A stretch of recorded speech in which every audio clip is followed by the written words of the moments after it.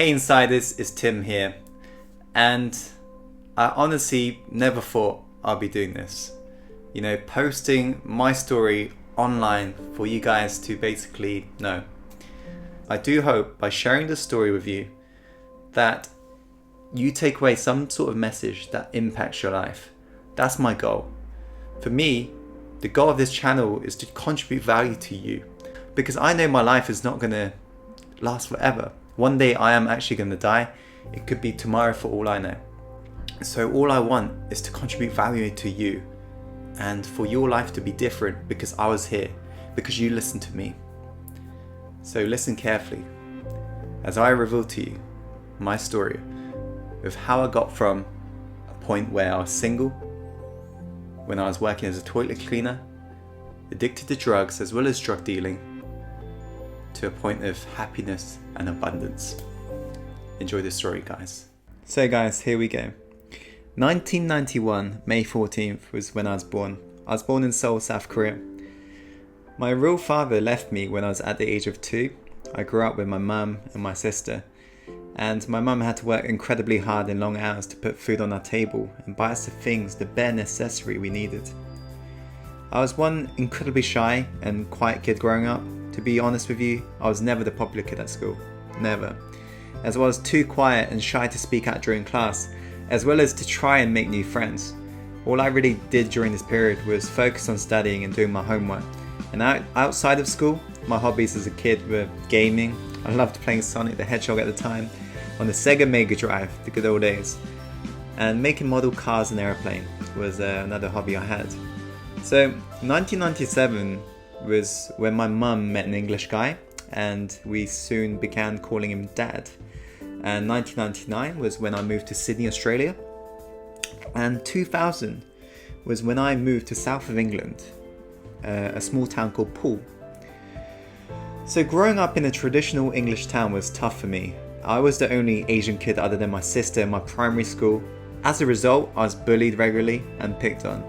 I remember it got so bad on one occasion that my mum had to come into school to have a word with my personal tutor regarding one of the bullies that decided to follow me home and push me into a fence, shouting racist stuff and at me until I actually started crying. And that's when he actually left.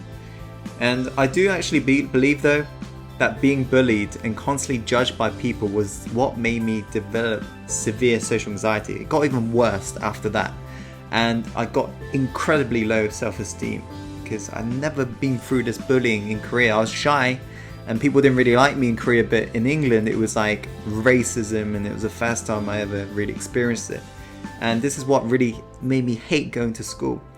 I actually recall to this day taking cold showers when I got home from school and pretending to be sick by putting my fingers down my throat to purposely make myself appear ill in front of my parents so that I could have the next day off. It rarely worked, but when it did, it gave me the temporary relief I needed. I was sincerely in pain. It was during this period, as a form of escapism, I began to fall in love with playing video games even more than I did as a child. I was gifted a PlayStation 1 when I hit 13, and I played that non-stop, seriously, at any and every opportunity I had. Be it before school, after school, and on weekends, I actually played it non-stop. But it was after a couple years when I discovered MMORPG game, massively multiplayer online role-player game, which you may have heard of, called RuneScape, which is kind of similar to World of Warcraft in some ways. The fact that you can interact with other people, that game made my addiction grow even further and stronger, right? RuneScape basically allowed me to live inside the game and interact with other real players within this game. I actually recall to this day how I used to run about in this game feeling alive and talkative, the traits of which I dream that I could have in real life, but due to my anxiety and my low self-esteem, it was practically impossible. But I got to live it in this game. My YouTube channel for my RuneScape account actually still exists to this day, guys, and I just want to show you a short clip because this is part of my life back then, and I want to prove to you this was me.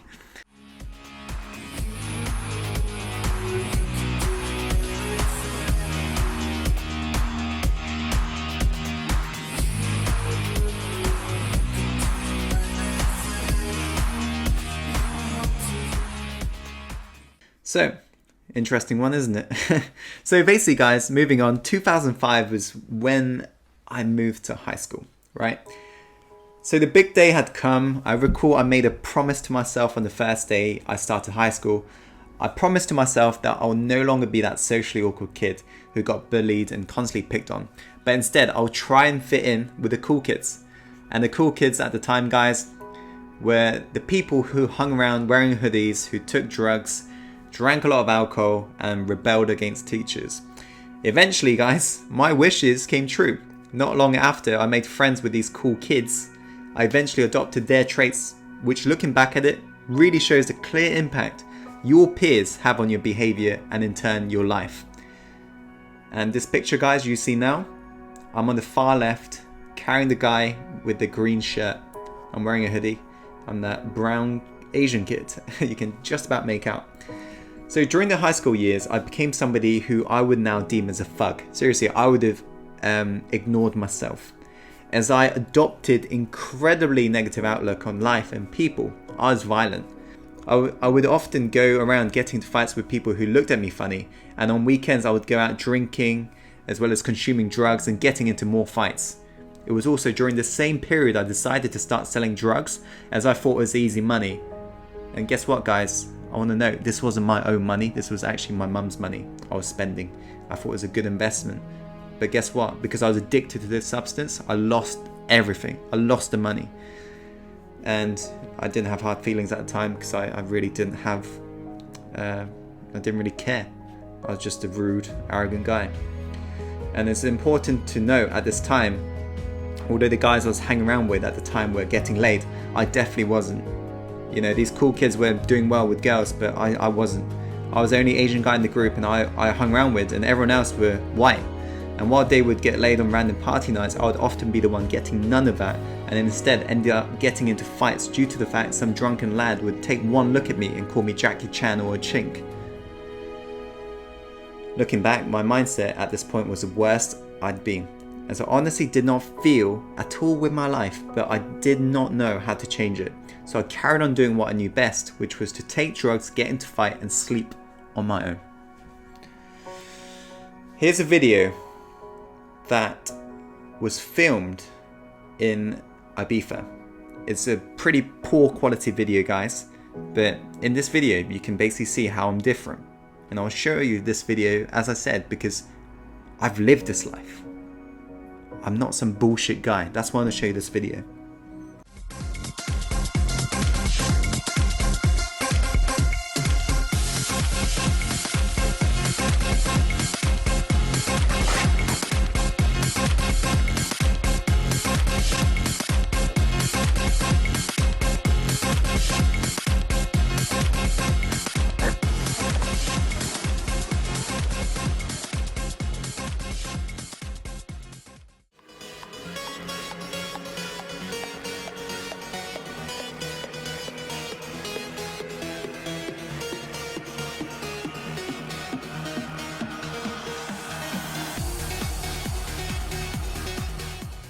What did you think of that? Moving on. I graduated from high school with below average grades. This was 2008. I told my parents I did not want to go to college, but instead try and search for a job. But what ended up happening was for the whole year I did nothing productive because, you know, my old peers and I would just carry on doing what I was doing. I made my wooden shed in the garden actually into my drugs den that year. And I would invite everyone, all of my old peers, over, and every single day, 7 days a week, we would smoke weed, drink alcohol, eat a ton of pizza, as well as take other drugs. And the game we was playing at the time in the shed every single day was Halo on the Xbox. Seriously, this was a bad time.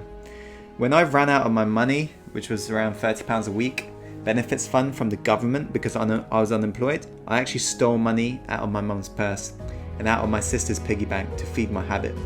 Being the naive teenager I was back then, I thought my family was not aware of what I was doing. But to be honest with you, they knew. Halfway through that year, when I could actually be bothered, I did apply to jobs, as some of my friends began to work and earn some money for new trainers and fresh clothes, which I actually really wanted. But every job I applied to, I never had a reply. I kept on trying and trying, but one after the other, it was a firm no. However, eventually one company got back to me. It was for a cabin cleaning position. We were responsible for changing the filthy sheets on the bed, cleaning the feces smeared toilets, hoovering puke off the floor, and all other pretty grim stuff. It sucked, that job, but it was the only thing I could get. So I accepted it almost immediately. You know, it was honestly the only job that would actually think about recruiting me. And I still recall to this day, there was this one moment when I was cleaning one of the nasty brown smeared toilet bowl. My manager told me to clean it faster, so I grabbed my toilet brush and plunged it down the bowl and immediately lifted it back up. But as soon as I did it a little bit too fast, and the feces that was stuck to the bottom of the bowl ended up flicking back up into my face. It was actually so grim, I can't imagine. So guys, 2008 winter time, around November, December, was when my mum actually caught me doing everything. So at this point, things almost became a routine, because I would go to work every day, you know, working as a toilet cleaner, and come back around noontime and carry on smoking weed with my buddies.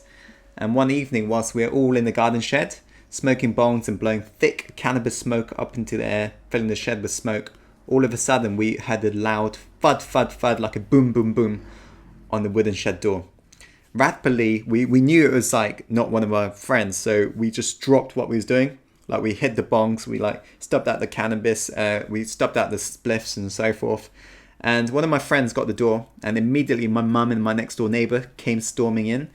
And basically my next door neighbor was stood next to my mum, both looking furious at all of us, and we were all just frozen still. I honestly did not know what was going on. And they told all of us that they knew exactly what we were doing, and enough was enough.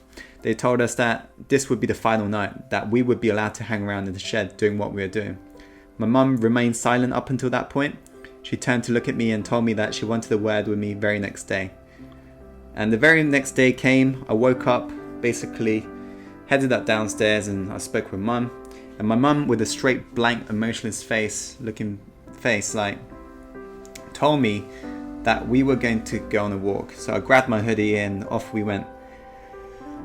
But little did I know, it would be this walk that changed my life, or seeded something that would literally change my life. As during this walk, my mum told me that she had done everything to get me to where I am today. She told me about how hard she had to work when I was younger to basically give us the bare essentials we needed. And she mentioned everything she bought and gave to me. She then asked me a deep, thought-provoking question. She asked me, will you be there for me when I need you, Tim? Will you be able to provide me the things I need when I'm older, Tim? She then continued to probe deep into my mind, mentioning things to do with my real father and so forth. She then made me make a promise that I'll never ever touch drugs ever again. And I looked at her in her eyes and sincerely promised to my mum that I will never touch drugs again. So guys, 2009 came, and although my drug habit stopped after I made that promise to my mum, since my peers, I didn't upgrade them, they were still into going out and partying and getting incredibly drunk, I too did the same. On New Year's Eve, I drank the most I drank in a while and had a wild night. I woke up in the morning feeling really sick and lightheaded, and immediately rushed to the toilet to puke. Everything I drank and ate that night before kept on coming up, and I literally could not stop puking. Eventually, it did stop for a brief moment, long enough for me to get myself together and stumble into my bedroom. In that moment, when I was feeling sick and lightheaded, I had an idea that if I were to listen to something long, slow and boring, I may fall asleep, therefore stop feeling so sick. So I grabbed my laptop and typed in presentation on YouTube, and immediately I saw a video named Steve Jobs' Stanford Commencement Address. I clicked on it as it looked like something I could fall asleep to. And little did I know that it would be in this moment that my life would never be the same. And I would like to just show you a short clip of this video, guys. If you've not seen it, I suggest you do watch all of this video after this video finishes. For the past 33 years, I've looked in the mirror every morning and asked myself, if today were the last day of my life, would I want to do what I am about to do today? And whenever the answer has been no for too many days in a row, I know I need to change something. Remembering that I'll be dead soon is the most important tool I've ever encountered to help me make the big choices in life. Because almost everything, all external expectations, all pride, all fear of embarrassment or failure, these things just fall away in the face of death, leaving only what is truly important. Remembering that you are going to die is the best way I know to avoid the trap of thinking you have something to lose. You are already naked. There is no reason not to follow your heart. So, Steve Jobs' Stanford commencement address blew me away. It lit something inside me and really made me think about my life in a way I never really questioned it before. I remember when the video finished, I had a tear in my eye as everything he said in the video struck a chord. What Steve Jobs made me realize was the fact that death was around the corner, that my time is truly limited, and that one day I'm going to die. It was that realization that made me decide from that point onwards, I'm going to do whatever it takes to become the best version of myself and live my dream. It was that very moment after watching Steve Jobs' video, I made a firm decision which shaped my destiny forever. Every single day of 2009, I kept my eye on the goal and worked my ass off. Day in, day out, 7 days a week. If I wasn't working on business plans, I was studying about picking up women and testing it out. I was dedicated to self-improvement and was obsessed with it, and results honestly paid off. As in that first year, guys, I started a successful clubbing events business, found my girlfriend, quit drugs and began to pack on lean muscle. It took me roughly 1 year to master my own psychology and get the results by investing in books, life coaches, attending self-development events, and most importantly, working my ass off, taking action. It was at this point a lot of my peers began to notice my results in me and began asking me what I did in order to get that girl, get that job, pack on muscle, etc. And I was actually a bit blown back because they've never really asked me a question like that before. So I was super eager to coach them. It was the first time I would ever coach somebody, but I basically started telling them like the exact steps I did in order to reinvent my life. But no matter how much I explained to them the exact formula, my old peers either did not get it or was not serious enough to take action. And I learned two things from this experience. The first being I actually enjoy giving advice and coaching other people, and the second being not to coach people who aren't ready or who are not serious. As the great saying goes, which I truly live by, when the student is ready to learn, the teacher will appear. Although my first experience of coaching was a failure due to the fact that the student wasn't ready to learn, that experience woke me up to the fact that I managed to coach myself and get myself results. So there must be other men out there in a similar situation to how I used to be that I could coach in order to get them to reach their dream. So with that realization, I immediately took action and began taking on coaching clients.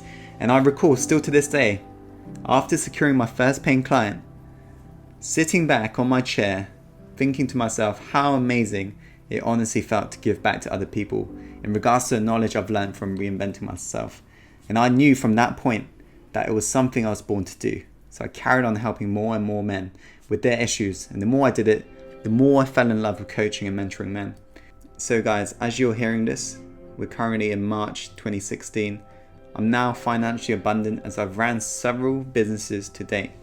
My health is in a superb state as I go to the gym or cycle every single day, and I'm engaged to my love of my life, a beautiful Lithuanian girl I met whilst working for Louis Vuitton, which you guys may have seen on my social media platforms.